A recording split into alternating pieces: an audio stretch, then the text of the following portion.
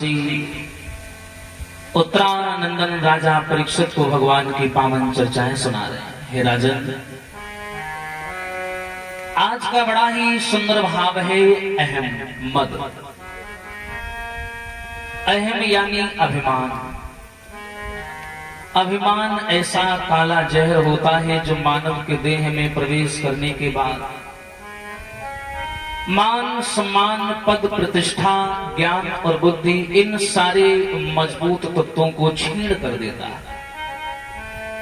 इस संसार में अहंकारी मानव का जीवन वैध है। एक दिन रावण ने दसों दिशा जीत लई और एक दिन दसों शीश परे रहे रन में। एक दिन श्याम सुंदर भाग गए आधी राती और एक दिन कंस को पछाड़ी दो छिन में। एक दिन अर्जुन ने महाभारत जीत लो और एक दिन गोपिका ने लूट लई वन में। मानुष की बात कहें क्या भैया, सूरज के तीन पन होत एक दिन में। एक दिन रावण ने दसों दिशा जीत ली। आज अभी देखिए विजयदशमी का त्योहार निकल गया। रावण को सबने जलाया। रावण की बुराइयां जो संसार में विद्यमान हैं सबने जाना। लेकिन रावण संहिता पढ़ने के बाद में रावण की कुछ ऐसी विशेषताएं हैं जो मानव को अपने जीवन में धारण करनी चाहिए। बाकी संसार में सर्वगुण संपन्न आपको कोई नहीं मिलेगा। गुण दोष प्रत्येक व्यक्ति के भीतर विद्यमान हैं। देखिए संसार में जितनी भी चीजों की तत्वों की रचना की है भगवान ने, हर चीज का विलोम शब्द है। धरती का आकाश, जल का अग्नि, इसी क्रम अनुसार विलोम शब्द प्रत्येक चीज का है। सुख दुख, अच्छाई बुराई, ये तो ऊपर वाले के नजारे हैं। और प्यासे तो कभी वो भी रह जाते हैं जो दरिया के किनारे हैं। प्रमाण ये मिला रावण, ये सब जानते हैं भगवान श्री रामचंद्र ने रावण को मारा। आइए रावण से शिक्षा के रूप में दो चीजें लेने वाली हैं आज मैंने रावण संहिता में पाई, मैं आप सभी को देना चाहूंगा। बताते हैं जिस समय रावण अंतिम सांसें ले रहा था, ये दृष्टांत है जीवन में उतारी। तो भगवान श्री राम ने लखन लाल से कहा ऐसा करो लखन, ये रावण अंतिम सांसें ले रहा और साधारण व्यक्ति नहीं है। रावण के मूल्य को मैं जानता हूं। एक काम करो, देखो ये रावण प्रकांड विद्वान है, नीति शास्त्र का मर्म ज्ञाता है। इसके जैसा विद्वान ना भूतो ना भविष्य। और छोटा मोटा आदमी नहीं है। उत्तम कुल पुलस्त करनाति, कोई साधारण व्यक्ति नहीं है रावण। ऐसा करो लखनलाल, रावण के पास चले जाओ, कुछ ज्ञान ले आओ। अच्छा लक्ष्मण बड़ा क्रोधी स्वभाव के, थोड़ा स्वभाव अलग है राम जी से। लखनलाल गए, रावण के सर के सामने खड़े हो गए, सर के बगल में। रावण बोला ही नहीं। जब रावण नहीं बोला, लखनलाल लौट करके आए, बोले भैया वो तो बोल ही नहीं रहा। बोले कहां खड़े थे? बोले सर के पास। बोले पागल हो, ब्राह्मण है, स्वाभिमानी है, मरते मरते मरने वाला है, लेकिन उसने जीवन में हमारा नाम नहीं लिया। शत्रु इतनी नफरत करता था मुझसे, जब कभी मंदोदरी से बात करता था ना तो राम का नाम लेके बात नहीं करता था, यही बोलता था क्यों? वो तेरा भगवान कैसा है? क्यों मंदोदरी? रात दिन तो जिसकी माला जपती है वो क्या नाम है उसका? नारायण। वो कैसा है तेरा? नाम नहीं लेता। लक्ष्मण ने कहा कि मैं सर के पास खड़ा था। राम जी बोले पागल हो, किसी से कुछ लिया जाता है तो छोटा बन के लिया जाता है। जाओ चरणों के पास खड़े होना, प्रणाम करना, बहुत कुछ प्राप्त होगा। लखनलाल गए, रावण के चरणों के सामने खड़े हो गए, बोले रावण भैया प्रणाम करता हूं, आप बड़े विद्वान हैं, मेरे बड़े भ्राता ने आपकी प्रशंसा की है। एक काम करिए, जाते जाते कुछ हमें दे जाइए जो हमारे जीवन में काम आ जाए। रावण ने जवाब दिया कराहते हुए दर्द में, हे लखनलाल, अब शरीर में इतनी शक्ति नहीं है कि मैं नीति शास्त्र का वर्णन करूं, शरीर में इतनी ताकत नहीं है कि मैं नीति शास्त्र का वर्णन करूं। लखनलाल, फिर भी संसार से जाने से पहले मैं दो बातें तुमसे अवश्य कहूंगा। कौन सी दो बातें? पहली बात तो ये है जो मैं तुम्हें बताना चाहूंगा, जानते हो मैं तुमसे युद्ध में क्यों हार गया? सेना में मैं तुमसे ज्यादा हूं, अस्त्र शस्त्रों में तुमसे ज्यादा हूं, तुम्हारे पास तो वानर सेना है, हमारी सेना के आगे कुछ नहीं। धन, वैभव, ऐश्वर्य, कीर्ति, मान, सम्मान, पद, प्रतिष्ठा, शक्तियां, इन सब में मैं तुमसे कोसों दूर आ गया, लेकिन जानते फिर भी मैं हार गया। लंका जैसा विशाल साम्राज्य, भूत भामन भोलेनाथ जी की दी हुई अपार दिव्य शक्तियां, अपार वरदान, इन सब के बावजूद मैं तुमसे हार गया। लक्ष्मण बोले हारना निश्चित था क्योंकि तुमने कार्य ही ऐसा किया था। रावण बोला नहीं, तुम मेरे पर दोष लगा रहे हो कि मैंने सीता हरी, लेकिन तुम नहीं जानते लखनलाल, मैंने सीता हरी हरि के लिए, मैंने सीता हरी हरि के लिए और राक्षस कुल की बेहतरी के लिए, राक्षस कुल की बेहतरी के लिए। आज तुम मेरे पर दोष लगा रहे हो। अरे तुम्हारे जैसे हजारों राम आते फिर भी इस रावण का बाल बांका नहीं करता। जानते हो मैं फिर भी क्यों हार गया? क्यों हार गया? रावण बोला लखनलाल, सीधी सी सामाजिक बात है, रिश्तों की डोर टूट गई, सारी आशाएं वहीं से छूट गई।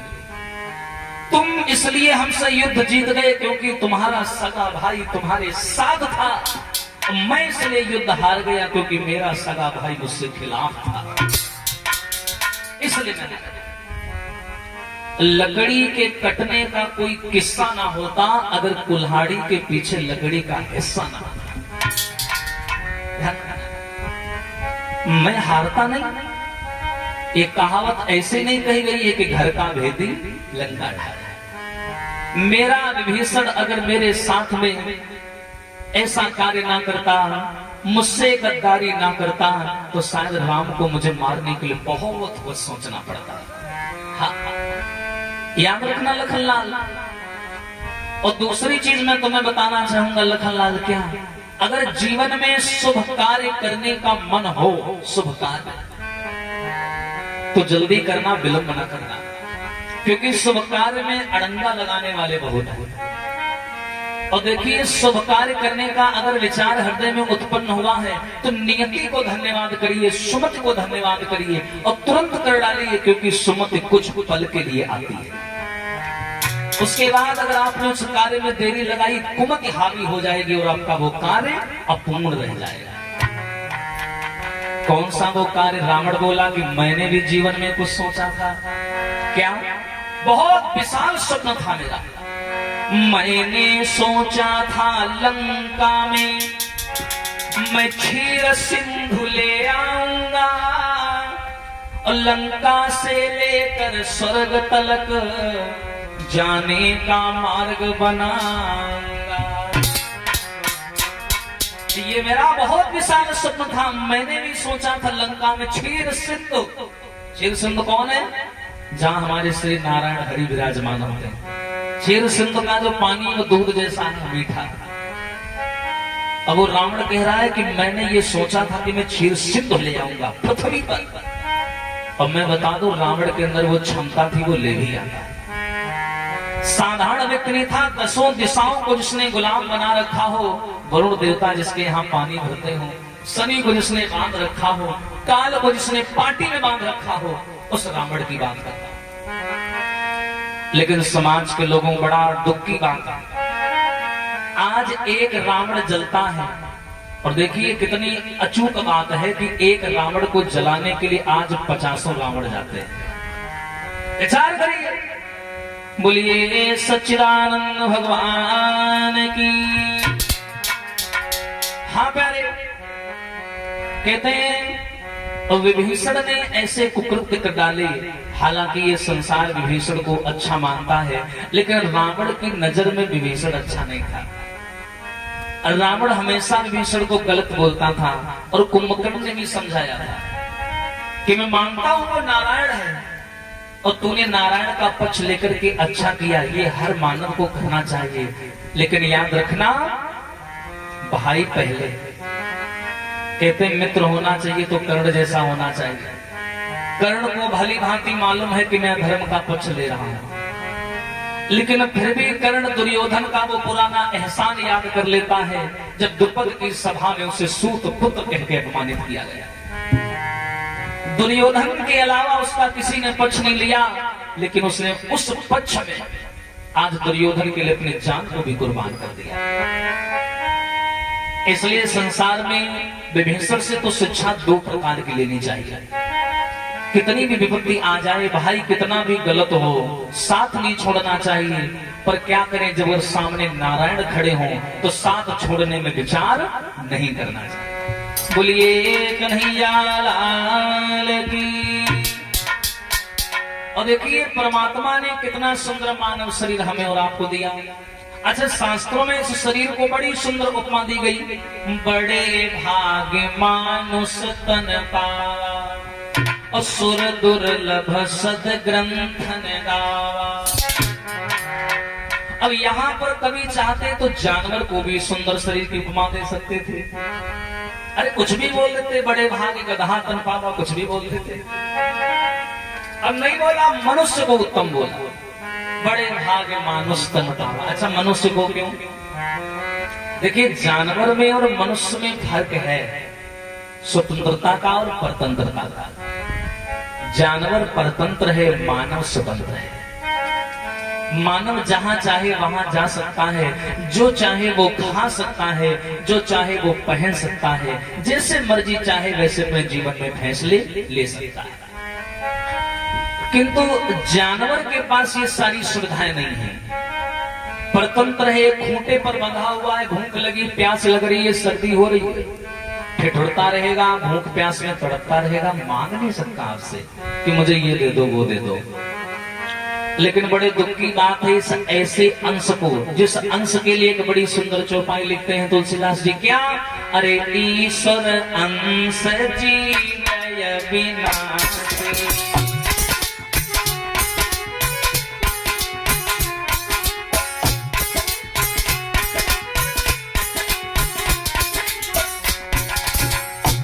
बढ़िया भाव है। ईश्वर अंश जीव अविनाशी, अरे चेतन अमल सहज सुखरासी।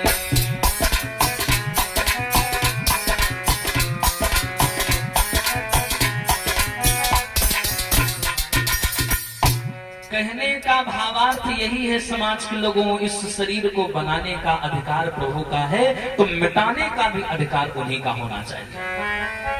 बहुत से ऐसे लोग हैं जीवन में हार मान जाते हैं, मृत्यु को प्राप्त हो जाते हैं। ऐसा नहीं होना चाहिए।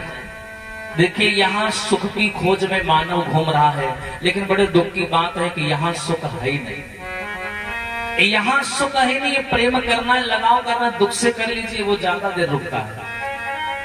सुख से ना प्रेम ना करिए, वो क्षणिक है, आया और गया।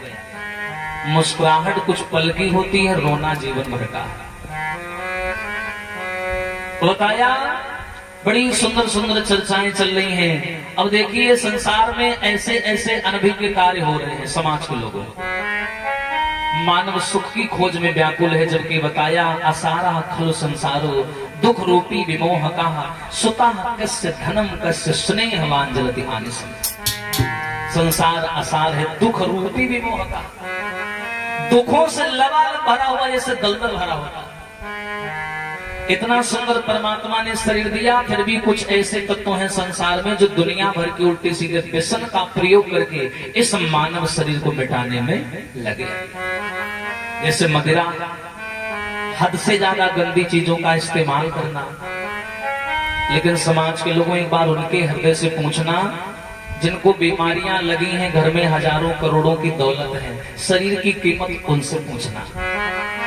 आपका शरीर जब तक बलवान है, रिश्ते नाते सारे आपके ऊपर समर्पित हैं, और जिस दिन ये बेकार हुआ सब समाप्त।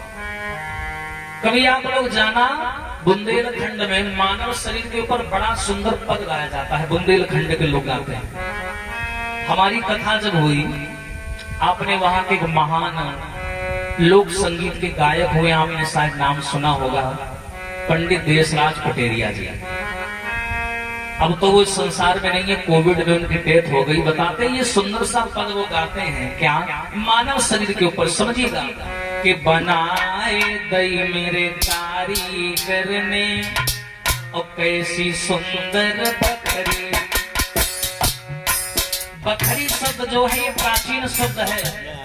पुराने घरों को गांव में लोग कहा करते थे बखरी, भूसा भर दिया करते थे। जाओ बखरी में चले जाओ, भूसा निकाल। बनाए गई मेरे मालिक जी ने कैसी सुंदर बखरी।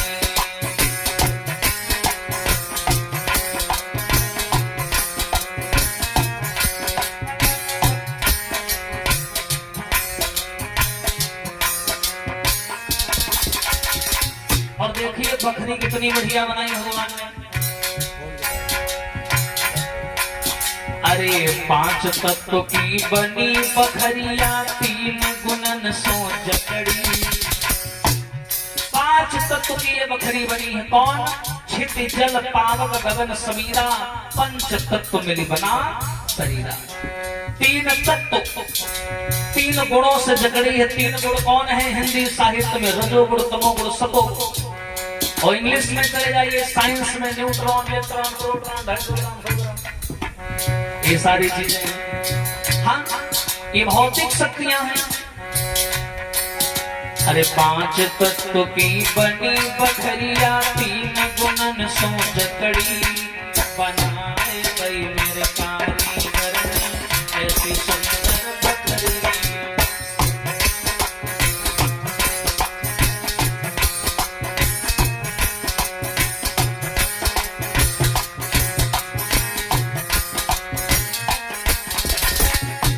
देखिए कैसी बकरी बनाई भगवान ने। कभी आप लोग सफर करना, ट्रेवल करना, देखना, रेलवे स्टेशन पर जाना, एक मशीन आपको लगी मिलेगी रेलवे स्टेशन पर। उसमें पट्टा जैसा लगा होता है और दोनों तरफ से बंद होती है। इधर से अपना बैग रख दो, वो अंदर चला जाता है और सामान की चेकिंग कर लेती है। अगर बैग में कोई गलत चीज होगी, हथियार होगा या कुछ भी अवैध चीज होगी, तो वहां अलार्म लगा रहता है, वो बजने लगता है स्कैन करने के बाद। और उसी तरह हमारा शरीर भी है, पल पल हमें सावधान करता है, लेकिन हम मानते नहीं। ये भी किसी मशीन से कम थोड़ी ना है। अब जैसे सामने भोजन की थाली रखी है, तो भोजन की थाली आने के बाद में सबसे पहली क्रिया किसकी प्रारंभ होती है? हाथों की।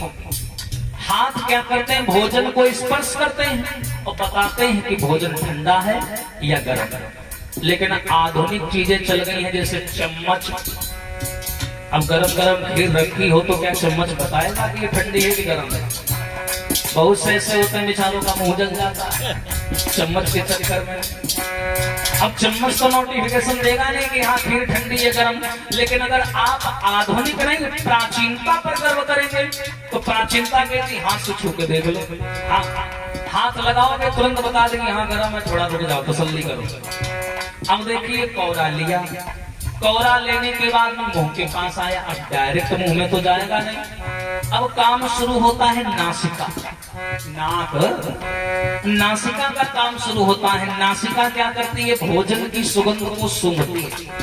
अगर उस भोजन के कौरा में बदबू आएगी तो क्या मुंह में जाएगा? नहीं जाएगा।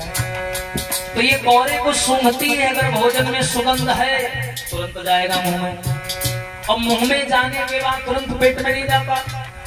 भगवान जानते हैं कि पेट के अंदर जो चीजें लगी हैं बड़ी कमजोर हैं। आंखें, गुर्दा, पथरी बहुत कमजोर हैं, नाजुक अंग हैं। तो भगवान ने क्या किया? इसके लिए मुंह में 32 दांतों की चबिया लगा दी। अब वो चबिया क्या करती है? खाना को घुमा घुमा के बिल्कुल भूसा कर देती है। वास्तव में अब देखना, कभी अगर कौरा में हल्का सा कंकड़ चला जाए तो बजने लगता है। इससे हमें पता चल जाता है कि कौरे में कंकड़ है। अब जिनके नहीं है वो तो डाला और खेच लिया, लेकिन जिसके है उसको तो पता चल जाएगा ना, तो नुकसान होने से बच जाएगा। उसी प्रकार हमारा ये तन है, हमें पल पल सावधान करता है। बखरी ऐसी अजब बनी जम ईट लगी ना लकड़ी, बखरी ऐसी अजब बनी जम ईट लगी ना लकड़ी, मेरे मालिक जी ने कैसी सुंदर बखरी,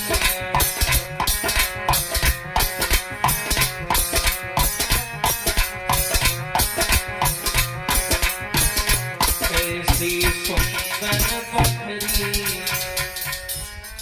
ये मानव शरीर को जिसने संभाल के रखा, अगर आप इसका सम्मान करेंगे तो ये आपका सम्मान करेगा। और अगर शरीर का ये सम्मान करना भूल गए तो समाज में ना रिश्ते काम आएंगे ना नाते काम आएंगे। जो भी आप अपने कर कमलों से कर लेंगे वही आपके काम आएगा। श्री सुखदेव जी बोले, हे राजन आइए शिव चरित्र में प्रवेश करते हैं।